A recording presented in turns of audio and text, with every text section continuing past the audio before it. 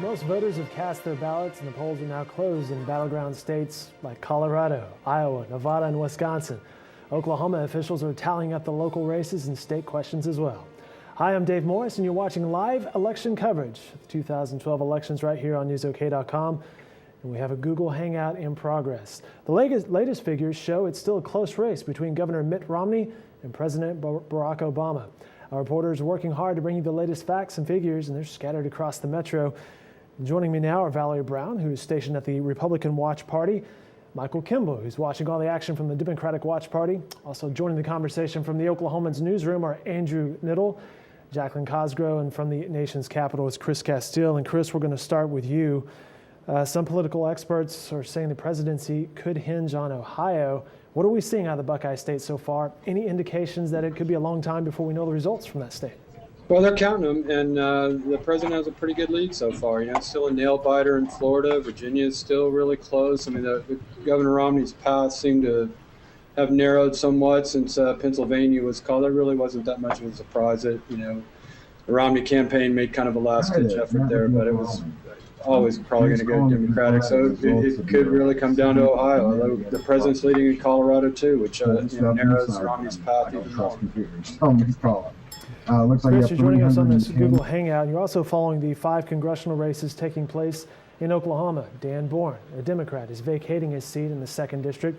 What are the latest results from that region, and what about the race in Oklahoma's 1st District, congressional district with Republican Jim Bridenstine and Democrat John Olson?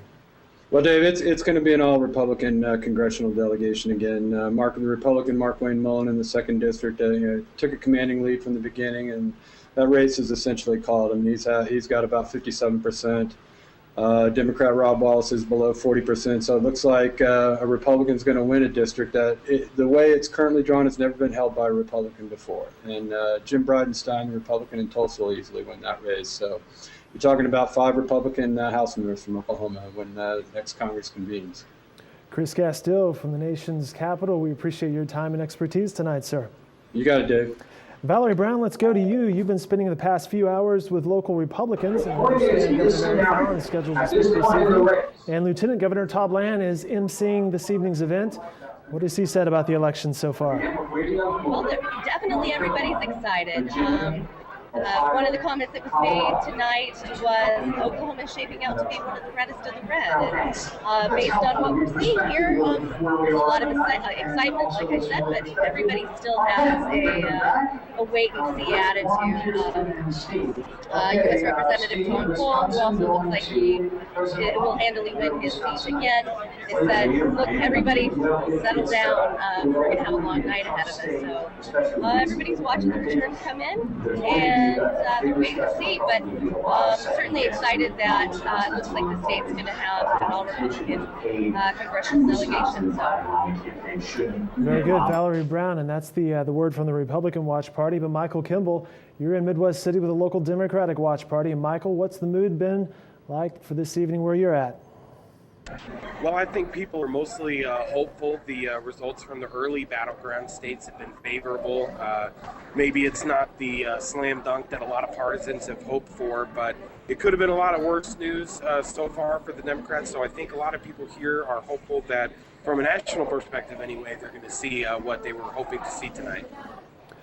Very good. Michael Kimball, Vallery Brown, we appreciate you guys being at the watch parties now. And now let's turn our attention to the Oklahoman's newsroom. And Andrew Knittle, you've been following some ballot measures in several counties, including a parks proposition and more. What's the latest on that proposal?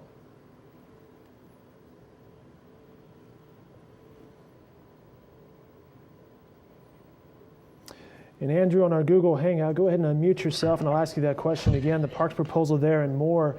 What's the latest on that proposal?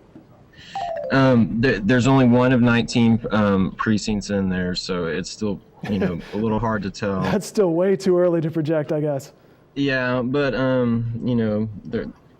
it is ahead at this point, but it's a little early to tell how that's going to end up panning out. Very good, Jaclyn Cosgrove. You're following the sheriff's races in Oklahoma, but let me ask you about the race in Blaine County and what kind of significance does that race hold?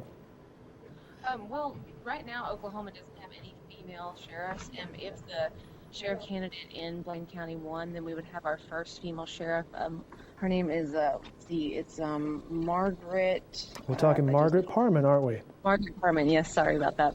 And if she were to win, she'd be the first female sheriff in 4 years. There's another female sheriff running, but she is currently behind, and she is in Cimarron County. So that's kind of an interesting factoid about our sheriff races. Very cool, and that's the update from the Oklahoman's reporters from the Washington, D.C. Bureau at the Democratic Watch Party, the Republican Watch Party, and from the Oklahoman's newsroom. And guys, thanks so much for your time tonight. We want to know what you think, you, the user and the reader, about the next election in 2016. Some of our readers have come up with some potential candidates, and you can vote on your favorite or nominate someone else if you choose. The results from that reader election can be found in Wednesday's newspaper. We will print a spoof front page, in fact, that highlights that winner. All right, we'll be back at 10 p.m. with the latest from our team of reporters, and you can follow us all night on Twitter. @NewsOKPolitics is the Twitter handle to follow. That said, here's a final look at some of the images captured today by the Oklahoman's photographers.